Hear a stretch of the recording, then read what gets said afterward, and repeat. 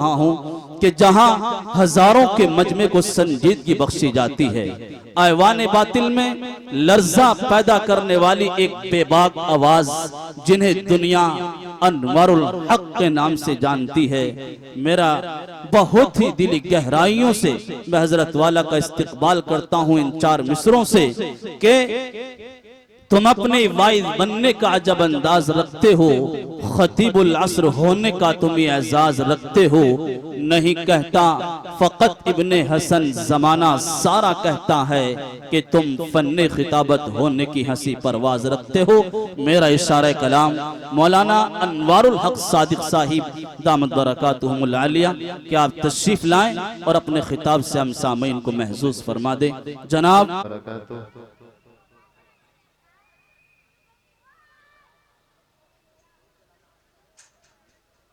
अल्हम्दुलिल्लाहि नहमदुहु व नस्तईनुहु व नस्तगफिरुहु व नु'मिनु बिही व नतवक्कलु अलैहि व नऊज़ु बिल्लाहि मिन शुरूरि अनफुसिना व मिन सय्यिआति अमालिना मन यहदिहिल्लाहु फला मुज़िल्ल लहु व मन युज़लिलहु फला हादिय लहु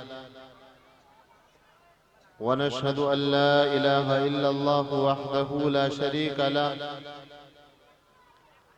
वनशहदु अन्न मुहम्मदन अब्दुहु व रसूलुहु सल्लल्लाहु अलैहि व अला आलिहि व अस्हाबिहि व सल्लम। अम्मा बाद फ़क़द क़ाल अल्लाहु तबारक व तआला फ़िल क़ुरआनिल मजीद वल फ़ुरक़ानिल हमीद फ़अऊज़ु बिल्लाहि मिनश शैतानिर रजीम बिस्मिल्लाहिर रहमानिर रहीम। इन्नल्लाहा ला युग़य्यिरु मा बिक़ौमिन हत्ता युग़य्यिरू मा बिअन्फुसिहिम। व क़ाल अल्लाहु तआला अज़्ज़ व जल फ़ी मक़ामिन आख़र सदक़ल्लाहुल अलियुल अज़ीम। अदल व इंसाफ फ़कत हश्र पे मौक़ूफ़ नहीं, अदल व इंसाफ फ़कत हश्र पे मौक़ूफ़ नहीं, जिंदगी खुद भी गुनाहों की सजा देती है। और हम गैर के कल्चर को अपना बना के रोए, हम गैर के कल्चर को अपना बना के रोए, सादा दिली पे अपनी सबको हंसा के रोए। मंजिल को हम न पाके रोते तो कुछ न था, मंजिल को हम न पाके रोते तो कुछ न था, अफसोस तो यही है मंजिल को पाके रोए। और बेबसी पे उसकी सादिक हंसती है सारी दुनिया, बेबसी पे उसकी सादिक हंसती है सारी दुनिया, जो अपना आशियाना खुद ही जला के रोए।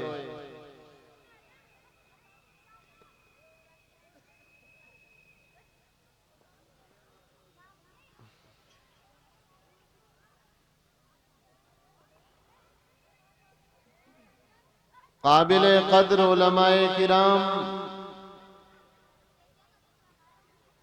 और वली कामिल आरिफ बिल्लाह नमूना इस्लाफ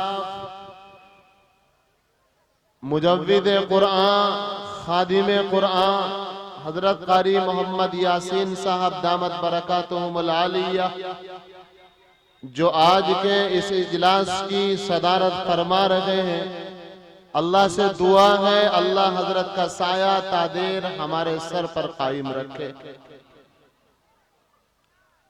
और मुफक्किर कौम व मिल्लत हजरत मौलाना मुफ्ती मोहम्मद आफाक साहब मोहतमिम मदरसा फखरुल उलूम गामड़ी,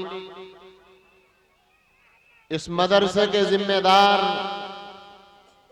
हजरत कारी मोहम्मद शाकिर साहब और अराकीन मदरसा इस गांव के प्रधान जी जनाब मोहम्मद यूसुफ साहब और इस इलाके की मारूफ और मशहूर शख्सियत जनाब जहीर अहमद साहब, आपके गांव के बहुत मारूफ और मशहूर और बुजुर्ग हजरत कारी मोहम्मद हसीन साहब दामत बरकातुहुमुल आलिया और उनके साहिबजादे मेरे छोटे भाई हजरत कारी मोहम्मद जुबैर साहब, और इस महफिल को बहुत खूबसूरत बनाने के अंदर जिनका ताउन रहा, काफी देर तक आपने सुना। मेरे छोटे भाई हैं और बेनतिया मोहब्बत करते हैं। अल्लाह से दुआ है अल्लाह उन्हें और मजीद तरक्कियात से नवाजे। हजरत कारी इम्तियाज अजहर बिजनौरी साहब और बहुत खूबसूरत निजामत फरमा रहे हैं हजरत मौलाना इब्ने हसन साहब। बहुत अरसे के बाद आज मुलाकात हुई इनसे और बहुत अरसे के बाद निजामत सुनने का मौका मिला। अल्लाह ताला मौलाना इब्ने हसन साहब को सलामत रखे, इस मदरसे को और मौजा इस्लामगढ़ के तमाम बाशिंदगान को अल्लाह ताला तरक्कियात से नवाजे, अल्लाह सलामत रखे, अल्लाह दीन की दुनिया की दोनों तरक्कियात से सरफराज फरमाए। दरअसल मैं खुशनसीब हूँ कि इतने अकाबिरीन और उलमाए किराम के बीच में मुझे बैठने का मौका मिला, कुछ कहने का मौका मिला। हालात ऐसे हैं कि न उनमें दिल मुतमईन है न दिमाग सुकून से। क्या कहा जाए क्या सुना जाए सब आपको पता है। कमी अपनी है, गलतियां अपनी हैं, हमारी ही बदआमालियों का नतीजा है, हमारे आपसी इंतिशार का नतीजा है, हमारे कुरान करीम से दूरी का नतीजा है, हमारा मसाजिद से मदारिस से अल्लाह के नबी सल्लल्लाहु अलैहि वसल्लम की सुन्नतों से, आपके असहाब से, मदनी और मक्की जिंदगी से, शरीयत मुतहरा से और मजहब इस्लाम से दूरी का नतीजा है जो आज हालात आपके सामने हैं। मैंने एक आयत पढ़ी, इन्नल्लाह ला युगय्यिरु मा बिकौमिन हत्ता युगय्यिरु मा बिअनफुसिहिम।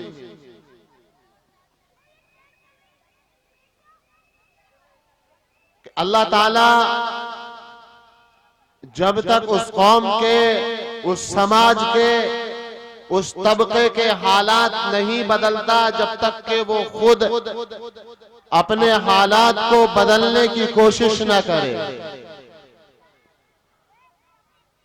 एक आदमी कुरान करीम से दूर है, अल्लाह को जरूरत नहीं पड़ी कि अल्लाह फरिश्तों को हुक्म दे के जाओ मेरा कुरान करीम लेकर के जाओ और मेरे बंदे से कहो कि आजा कुरान करीम पढ़ ले। तेरे बिना पढ़े मेरा कुरान करीम जाये हो रहा है, कोई पढ़ने वाला नहीं है। कोई आदमी नमाज नहीं पढ़ता, अल्लाह को जरूरत नहीं है कि अल्लाह उसके दरवाजे पर आए, कुंजी खटखटाए और कहे कि चल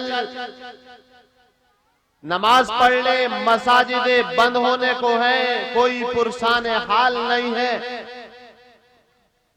एक आदमी टोपी नहीं लगाता, ना लगाता हो मत लगाए। एक आदमी दाढ़ी नहीं रखता और वो ये सोचता है कि नहीं अल्लाह कहेगा, अल्लाह को जरूरत होगी या नाउज बिल्लाह बुढ़ापे में रख लूंगा या और उम्र गुजर जाने दो तब रख लूंगा। अल्लाह को जरूरत नहीं है, तू रख या मत रख। रखेगा तो अल्लाह राजी होगा, नहीं रखेगा तो अल्लाह नाराज होगा। मुसलमान ये सोचते हैं कि नहीं ये उलमा, ये जमात के साथी और ये नौजवान ये सब के सब बेकार हैं। ये कहते हैं कि कुरान पढ़ो, नहीं साहब पढ़ लेंगे, बहुत उम्र पड़ी है। ये कहते हैं कि साहब नमाज पढ़ लो, नहीं साहब पढ़ लेंगे, अभी बहुत उम्र पड़ी है। कहते हैं साहब सुन्नतों पर आ जाओ, मजहब इस्लाम के अंदर पूरी तरह दाखिल हो जाओ,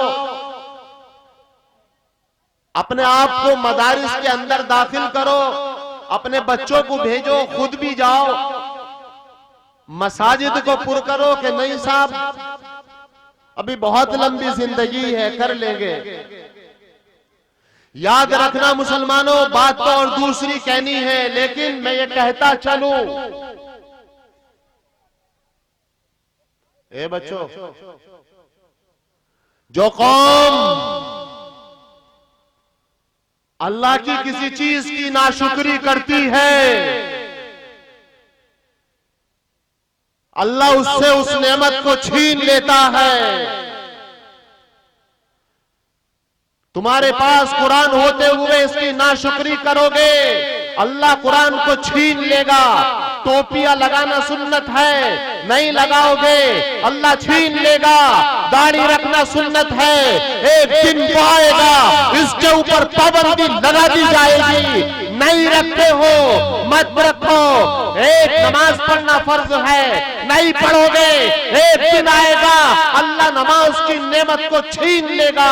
अगर तुम सुन्नतों पर आना नहीं चाहते हो, एक दिन आएगा अल्लाह अगयार के जरिए से सुन्नतों के ऊपर पाबंदियां लगवा कर आएगा।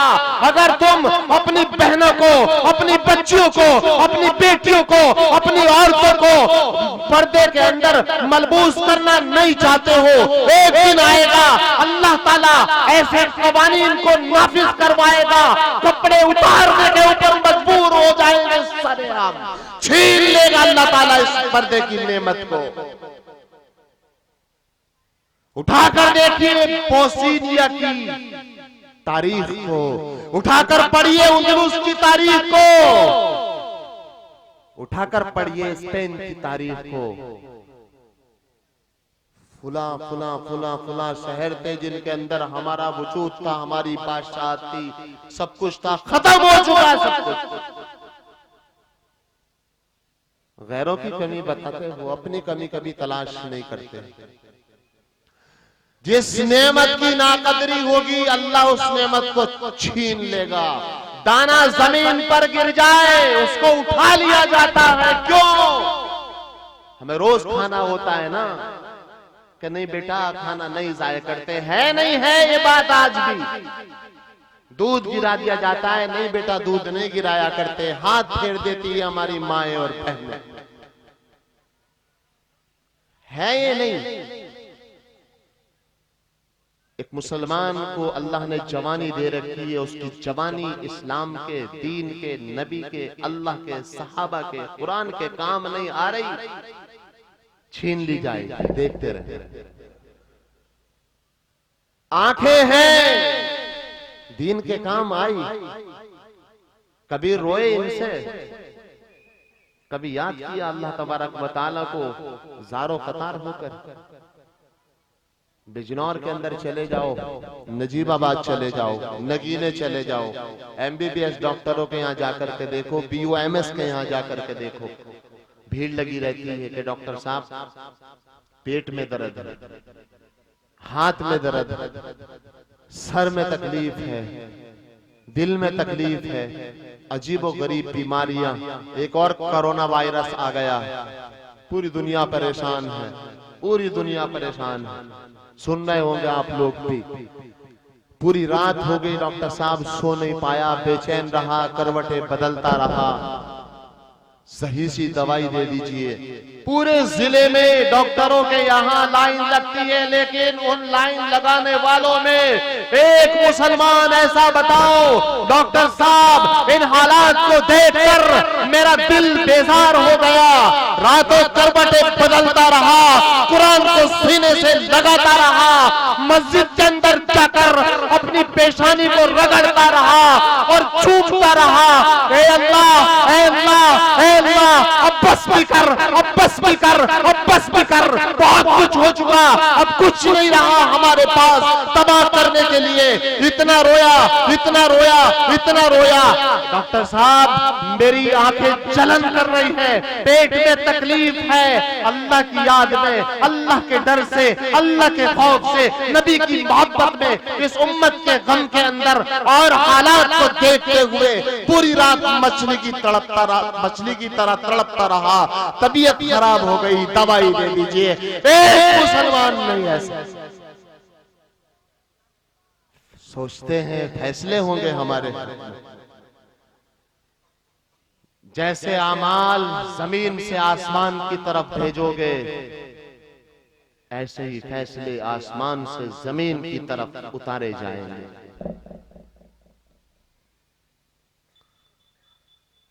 वो मिसाल मशहूर है, इस हाथ कर ले और इस हाथ भर ले। मैंने वो आयत पढ़ी कि अल्लाह को जरूरत नहीं पड़ी कि वो किसी के अंदर चेंजिंग पैदा करे, तब्दीली पैदा करे। खुद कोशिश करोगे, अल्लाह ताला तुम्हारी कोशिश को कबूल फरमाए। खुद कोशिश करो कि हम कुरान को पढ़ने पढ़ाने वाले बने, और सिर्फ पढ़ने पढ़ाने से काम नहीं चलने वाला। पूरी दुनिया इसी पर इक्तिफा करके रह गई कि पढ़ते रहो, पढ़ाते रहो, काम चलता रहेगा। नहीं चलने वाला। कुरान पढ़ने के लिए नाजिल नहीं हुआ, कुरान सिर्फ देखने के लिए नाजिल नहीं हुआ, कुरान सिर्फ ताक में सजाने के लिए नाजिल नहीं हुआ, कुरान सिर्फ मस्जिद में पढ़ने के लिए नाजिल नहीं हुआ, न सिर्फ मदरसे में पढ़ने के लिए नाजिल नहीं हुआ, न तावीज के लिए नाजिल हुआ, और न सजाने के लिए नाजिल हुआ, न जिन्नात और शहर के लिए सिर्फ नाजिल किया गया। बल्कि कुरान अगर नाजिल किया गया है तो पढ़ने के बाद अमल के लिए नाजिल किया गया। साफ पढ़ लेंगे हम और अमल कर लेंगे, जिन्नात पढ़ लेंगे हम, अमल कर लेंगे, फरिश्ते पढ़ लेंगे हम और अमल कर लेंगे, तेरी दीगर मखलूकात चरिंद परिंद। अरे भाई ऐसे थोड़ी ना चलने वाला है काम। ये पढ़ने पढ़ाने पर ही तो हमारा इक्तिफा रहा। अमल करने के लिए किसी दूसरी कौम को आना पड़ेगा। नहीं, अहद करे इंशाअल्लाह हम अमल भी करेंगे ना इंशाअल्लाह। तो कुरान को पढ़ना और पढ़ाना अगर तुम कोशिश करोगे, अल्लाह ताला तुम्हारे लिए मदारिस के भी, मसाजिद के भी दरवाजे खोल देगा। और अगर कोशिश नहीं करोगे मुसलमानों, अल्लाह ताला तुम्हारे लिए दरवाजों को बंद करता चला जाएगा, जो कि करता चला जा रहा है।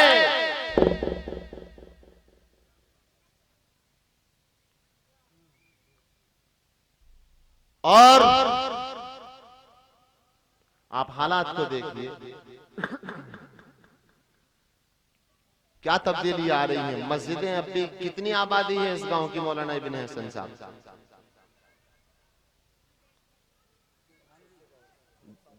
अच्छा 600 के करीब वोट हैं, अब भी मस्जिदें खाली पड़ी हुई है। ऐसे हालात में भी लोगों को नमाज के लिए कहना पड़े तो इससे बदतरीन दौर तो नहीं आएगा मेरे भाई। ऐसे हालात में भी लोगों से कहना पड़े कि दुआ कर लो तो इससे बदतरीन दौर नहीं आने वाला। ऐसे हालात में भी लोगों से कहना पड़े कि बेटा आ जाओ, बच्चों आ जाओ, मेरी माँ और बहनों आ जाओ, और अल्लाह के सामने रोने गिड़गिड़ाने का वक्त है। रो लो, गिड़गिड़ा लो, अल्लाह से मांग लो, बहुत कुछ दांव पर लगा हुआ है। इससे बदतरीन दौर नहीं आएगा कि अब भी मुसलमानों को कहा जाए आ जाओ कुरान की तरफ, आ जाओ नमाज की तरफ, आ जाओ मदारिस की तरफ, आ जाओ सुन्नतों की तरफ, आ जाओ अल्लाह की तरफ, आ जाओ अस्हाब की तरफ, आ जाओ मदनी और मक्की जिंदगी की तरफ। अब भी कहना पड़े, इससे बदतरीन दौर और कोई नहीं आएगा। मैंने जितनी मेरी जिंदगी है इस हिंदुस्तान की तारीख के अंदर इससे बदतरीन दौर, इससे सियाह दौर, इससे ज्यादा जुल्म का दौर कोई और साल नहीं देखा है। ओ मुसलमानों, अपने अंदर तब्दीली पैदा करो, नमाज पढ़ने वाले बनो, कुरान पढ़ने वाले बनो और अल्लाह की तरफ आ जाओ। लेकिन हमारे अंदर सबसे बड़ी कमी ये है कि जो पिछले साल बेनमाजी था आज भी बेनमाजी है, जो पिछले साल रोजे छोड़ता था आज भी रोजे छोड़ता है, जो एक साल पहले गाली देता था आज भी गाली देता है, जिसके घर में कल टीवी चलता था, आज भी टीवी चलता है। जिसके मोबाइल के अंदर कल भी फहश वीडियो थी, आज भी है। जिसके मोबाइल के अंदर एक जगह कुरान, उसी मोबाइल में नंगे नंगी लड़कियों के गाने, वीडियो और नंगे नंगे फोटो। अरे तेरे मुसलमान होने के ऊपर शर्म है, लानत है। या तो तू कुरान को रखने वाला बन जा, कुरान को महफूज करने वाला बन जा, या फिर तू इन लड़कियों की तरफ चला जा। और मुसलमानों, उस घर के अंदर टीवी भी जोर से बजता हो, उसी कमरे में कुरान और उसी घर के अंदर टीवी, ये सही नहीं है, ये दुरुस्त नहीं है। उस टीवी को निकाल करके फेंको। अपने मोबाइल को सही सलामत रखने का मतलब ये कि इन तमाम चीजों से जो कि गलत वीडियो, गलत फोटो है, उनसे पाक कर लो। तो मेरा कहने का मकसद ये है कि जिसके मोबाइल में कल भी गलत फोटो थे, आज भी हैं। जो कल झूठ बोलता था, आज भी झूठ बोलता है। जो कल चुगली करता था, आज भी चुगली करता है। जो कल गीबत करता था, आज भी गीबत करता है। जिसके कल सुन्नत की तरह, वो सुन्नत के मुताबिक दाढ़ी नहीं थी, आज भी दाढ़ी नहीं है। जो कल सड़कों पर, चौराहों पर उलमा की, बुजुर्गों की, अइम्मा की, हुफाज की, कुर्रा की बुराइयां करता था, वो आज भी बुराइयां करता है। जो कल भी इनसे जलता था, वो आज भी जलता है। जो कल भी इनको कहता है ये तो साफ चंदाखोर हैं, ये तो खाने पीने वाले हैं, पेट मोटा करने वाले हैं, वो आज भी बुराइयां करता फिरता है।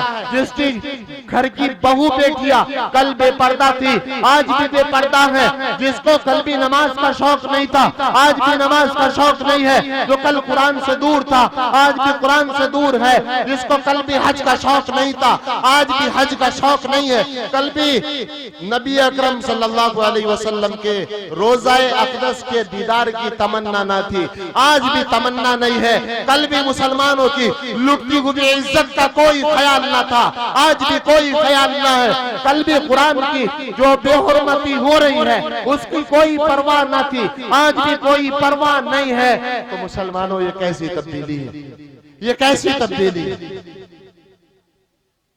जो आप कल करते थे वो आज छोड़ दीजिए, जो गलत, जो सही आप कल नहीं करते थे उसको आज से करना शुरू कर दीजिए। वरना एक जलसे नहीं, 1000 जलसे कर लीजिए, कोई फायदा नहीं होने वाला। ऐद करिए, इंशाअल्लाह करेंगे ना, करेंगे इंशाअल्लाह। कोशिशों से सब कुछ होता है, देखिए मेहनत से बहुत कुछ मिलता। अगर आप ये समझते हैं ना कि अल्लाह ताला वैसे ही सब कुछ दे देगा, नहीं।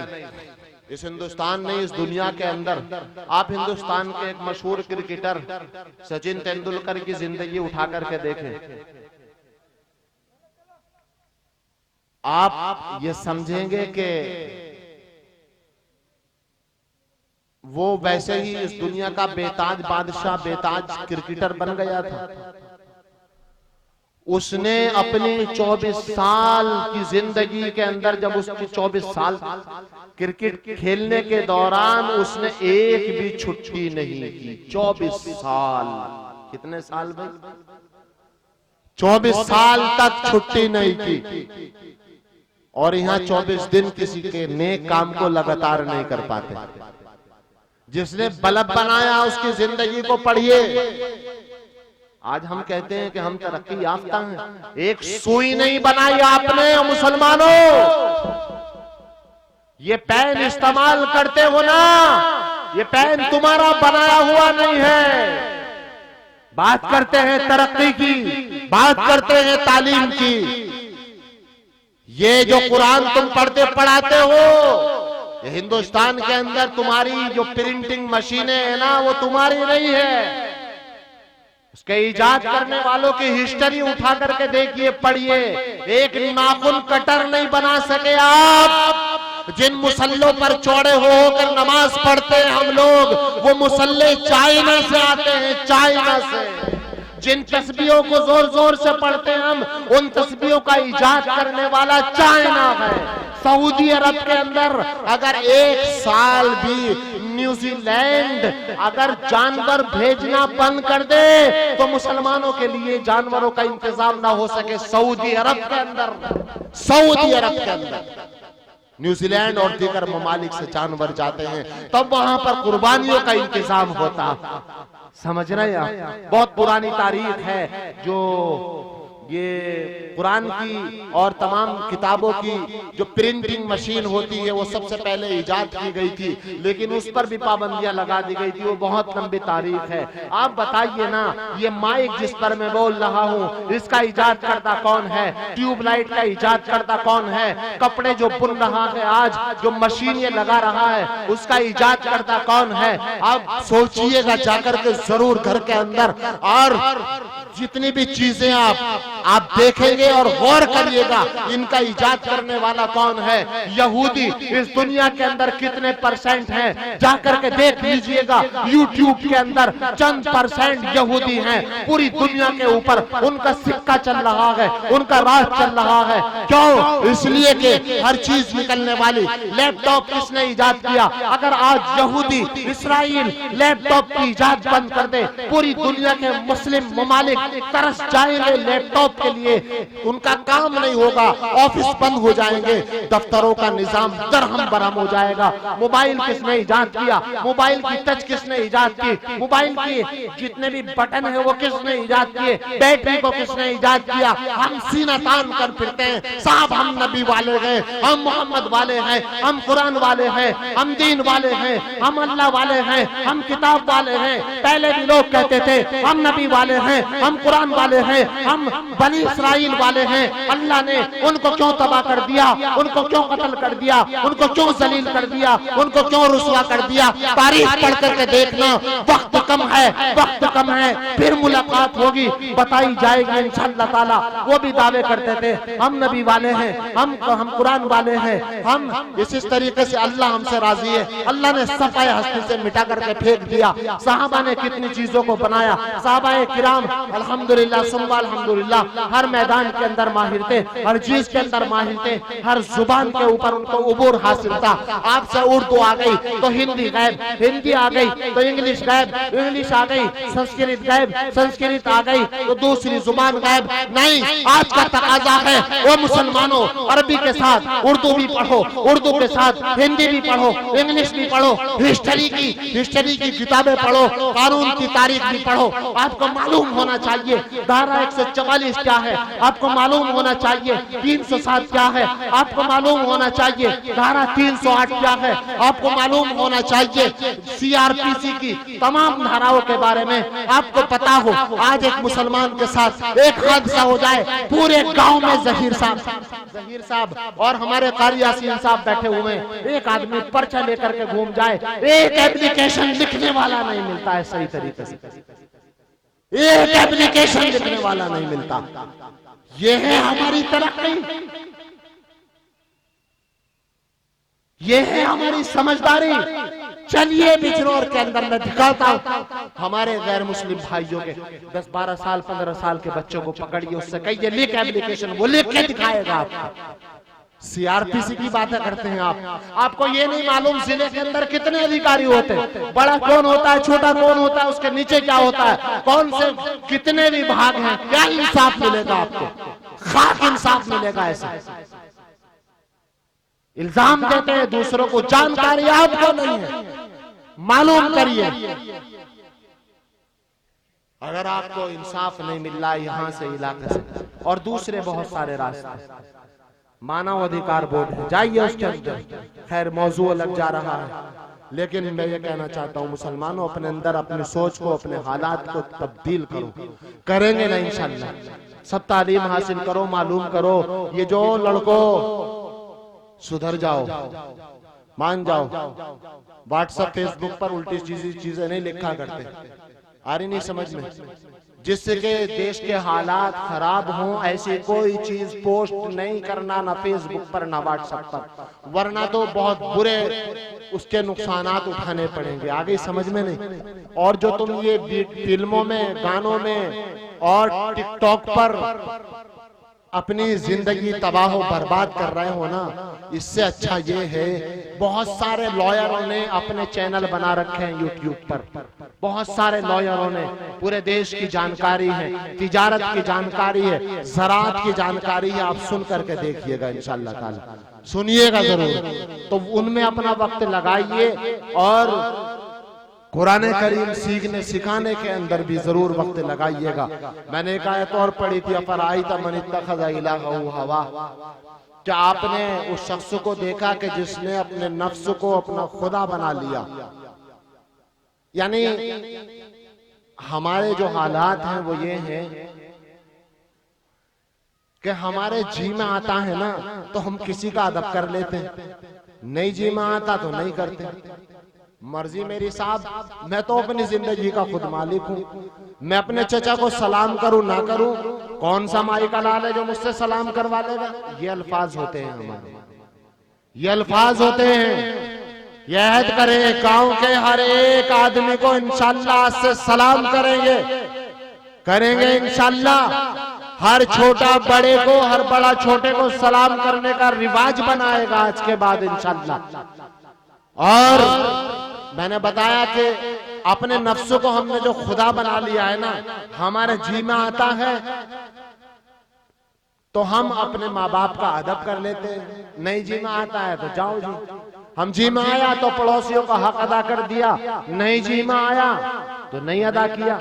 अगर आपका पड़ोसी गैर मुस्लिम भी है और उसके घर में खाना नहीं है तो याद रखो आपको हराम है कि आप पेट भर के खाना खाएं। पहले उसको खिलाइए तब आप खुद खाइए। अपने दिल को, अपनी नफसानी ख्वाहिश को अपना खुदा मत बनाइए। जो इस्लाम ने कहा है वो करने वाले बनेंगे इंशाअल्लाह ताला। और ये कि 2 रकात नमाज सब लोग हाजत, क्या भाई 2 रकात नमाज हाजत, सुबह में, कल शाम में, रात में, जब भी आपको वक्त मिले जब भी पढ़ लीजिएगा। ये अल्लाह हमारे मुल्क के अंदर अमन और सलामती कायम फरमा दे। इसलिए 2 रकात नमाज हाजत पढ़ करके पूरे मुल्क के अंदर अमन और सलामती के लिए, तमाम मुसलमानों की सलामती के लिए, इज्जत और आबरू की सलामती के लिए पढ़ लीजिएगा इंशाअल्लाह। और घबराने की, परेशान होने की जरूरत नहीं है। अल्लाह रब्बुल इज्जत जो कल था वो आज भी है, वही हमेशा रहेगा। इस्लाम हमेशा इस दुनिया के अंदर सरबलंद मजहब था, है और रहेगा। कुरान करीम इस दुनिया से न आज खत्म हुआ है न कल खत्म होगा। अपने यकीन को, अपने इरादों को मजबूत रखिए, अपने हौसले को, अपने हिम्मत को टूटने मत दीजिए। न हालात को देखिए, न ये देखिए कि क्या हुआ, कैसे हुआ, क्यों हुआ, क्या हो रहा है, क्या नहीं हो रहा है। नहीं, हमारा यकीन अल्लाह की जात पे था, वो कल भी हमारे लिए काफी था, आज भी काफी है, हमेशा काफी रहेगा। और उसने कल भी हमारे अल्हम्दुलिल्लाह हमारे मजलूमों की और तमाम अक़वाम की, तमाम मखलूक़ात की उसने हिफाजत की थी और आइंदा भी करेगा। आप लोग अपने ईमान के ऊपर, अपने यकीन के ऊपर टिके रहिए। हालात को देख करके न घबराइए, न परेशान होइए। अपने दोस्तों के अंदर जो आपके हिंदू भाई हैं उनसे ताल्लुक रखिए, उनसे ताल्लुकात बढ़ाइए, उनके घर जाइए, उनको अपने घर बुलाइए। जो उनके दरमियान में गलत फहमियां दूर करने वाले लोग हैं उनसे कहिए कि नहीं, अब आपकी ये चाल और नहीं चलने वाली है, और उनकी दावत करिए। आप उनके यहाँ जाइए, मदारिस के अंदर बुलाइए, उनको मसाजिद के अंदर बिठा करके समझाइए। उनकी जो है कि नमाज हम इस तरीके से पढ़ते हैं, आपने देखा होगा बेंगलोर की मसाजिदों के अंदर हमारे जिम्मेदारान ने और एक कमेटी ने हमारे हिंदू भाइयों को बुलाना शुरू किया और उनको दिखाया कि देखो भाई, तुम्हारे दिमाग में जो ये गलत फहमियां हैं इनको दूर कर दो। हम इस तरीके से नमाज पढ़ते करते हैं, इस तरीके से प्रार्थना करते हैं, इस तरीके से सजदा करते हैं, और ये सब कुछ हमारा ऊपर वाले को राजी करने के लिए है। और आपके दरमियान में ये गलतफहमी फैलाई जाती है कि मस्जिदों के अंदर मीटिंग करते हैं, प्लानिंग करते हैं, ये तमाम बातें झूठी हैं। हमारा बहुत आसान सा तरीका, बहुत सिंपल सा तरीका है नमाज पढ़ने का। मदरसों में बुलाइए, उन्हें सुनवाइए कि देखिए ये अल्लाह की किताब है, हमारे बच्चे इसको पढ़ते हैं, और ये इस तरीके से दीनी किताबें हैं, इनको हम पढ़ते और पढ़ाते हैं। तो तमाम हजरात उनसे रब्त ज़ब्त भी बनाए, और जो लोग पिछड़ी हुई जाति से आते हैं खास तौर से, उनके सर पर हाथ रखिए शफकत का, मोहब्बत का, और उनसे कहिए कि नहीं, हर एक दुख दर्द के अंदर जान से, माल से, वक्त से हम आपके साथ में हैं और रहेंगे इंशाअल्लाह ताला। मेरे भाइयों, ये वक्त दूरियां बनाने का नहीं है। एक तबका यही चाहता है कि मुसलमान और हिंदू आपस में दूर हो जाएं और आपस में पूरा देश तबाह हो बर्बाद हो जाए। हमें उनकी साजिश को नाकाम करना है, ताल्लुकात बढ़ाने हैं, उनके सामने अपने अखलाक को, अपने किरदार को, अपने मामलात को सही तरीके से बना करके पेश करना है, ताकि वो ये कहें कि हाँ वाकईतन मुसलमान बहुत अच्छे होते हैं। करेंगे ना इंशाअल्लाह ताला अमल। अल्लाह रब्बुल इज्जत आपको भी मुझे भी अमल करने की तौफीक अता फरमाए। वाखिरु दावाना अल्हम्दुलिल्लाहि रब्बिल आलमीन। इस वीडियो को लाइक करें, कमेंट बॉक्स में दुआओं से नवाजें, चैनल को सब्सक्राइब करें, सदका जारिया की नियत से शेयर भी कर दें।